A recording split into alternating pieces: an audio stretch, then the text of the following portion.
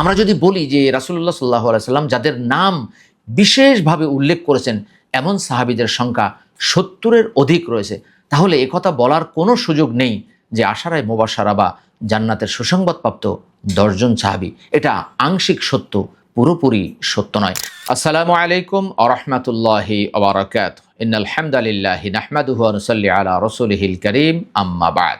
সুপ্রিয় দর্শক শ্রোতা, আমাদের দেশে যেমনিভাবে চোর, ডাকাত, নায়ক, গায়ক, বক্তারা ভাইরাল হয়, ঠিক তেমনিভাবে ইসলামের কিছু বিষয় যুগে যুগে ভাইরাল হয়েছে, যেই বিষয়গুলো পুরোপুরি সত্য নয় বা আংশিক সত্য।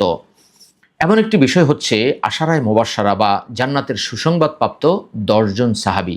আমরা বিভিন্ন বক্তাদের মুখে, বিভিন্ন ওয়াইজেনদের মুখে, বিভিন্ন বইতে আমরা পাই যে জান্নাতের সুসংবাদপ্রাপ্ত ১০ জন সাহাবীদের জীবনী, জান্নাতের সুসংবাদপ্রাপ্ত ১০ জন সাহাবীদের বিভিন্ন অলৌকিক ঘটনা ইত্যাদি। মূলত জান্নাতের সুসংবাদপ্রাপ্ত সাহাবীদের সংখ্যা কি শুধুমাত্র ১০ জন?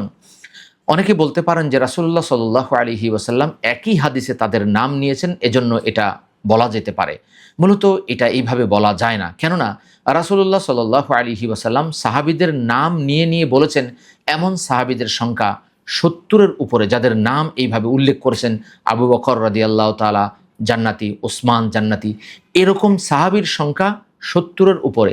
এছাড়া আল্লাহ তাআলা কোরআনুল কারীমের ৯ নম্বর সূরা তাওবার ১০০ নম্বর আয়াতে তিনি উল্লেখ করেছেন যে রাদিয়াল্লাহু আনহুম ওয়া রাদু আন, তারা আল্লাহর উপর খুশি, অর্থাৎ সাহাবীরা আল্লাহর উপর খুশি, আল্লাহও সাহাবীদের উপর খুশি। তো আল্লাহ যদি তাদের উপর খুশি হন এবং তারা যদি ঈমান সহ মৃত্যুবরণ করতে পারেন, তাহলে তারা অবশ্যই জান্নাতের সুসংবাদ প্রাপ্ত।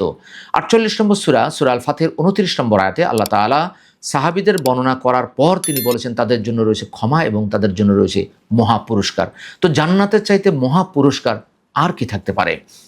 ৩ নম্বর সূরা আলী ইমরানের ১২৩ থেকে ১২৫ নম্বর আয়াতে আল্লাহ বদরি সাহাবীদের ব্যাপারে বর্ণনা করেছেন। এছাড়া রাসূলুল্লাহ সাল্লাল্লাহু আলাইহি ওয়াসাল্লাম বলেছেন যে যারা বদরি সাহাবী আল্লাহ তাদেরকে ক্ষমা করে দিয়েছেন, তারা জান্নাতের সুসংবাদপ্রাপ্ত। সহিহ মুসলিম হাদিস নাম্বার ২৪৯৫, হাদিসটি সহিহ। অর্থাৎ আমরা জানতে পারলাম যে যত সাহাবী পৃথিবীতে ছিল যারা ঈমান সহ মৃত্যুবরণ করেছে, প্রত্যেকেই দুনিয়াতে থেকেই জান্নাতের সুসংবাদ লাভ করেছেন। এছাড়া আমরা যদি বলি যে রাসূলুল্লাহ সাল্লাল্লাহু আলাইহি সাল্লাম যাদের নাম বিশেষভাবে উল্লেখ করেছেন এমন সাহাবীদের সংখ্যা ৭০-এর অধিক রয়েছে, তাহলে একথা বলার কোনো সুযোগ নেই যে আশারায়ে মুবাশশারা বা জান্নাতের সুসংবাদপ্রাপ্ত ১০ জন সাহাবী। এটা আংশিক সত্য, পুরোপুরি সত্য নয়। আশা করি বিষয়টি অনুধাবন করতে পেরেছেন। আল্লাহ তাআলা আপনাকে, আমাকে, আমাদের প্রত্যেককে ইসলাম বুঝে সে অনুযায়ী আমল করার, সে অনুযায়ী প্রচার প্রসার করার তৌফিক দান করুন। কুরআন সুন্নাহ ফাউন্ডেশন, কুরআন সুন্নাহ ফাউন্ডেশন।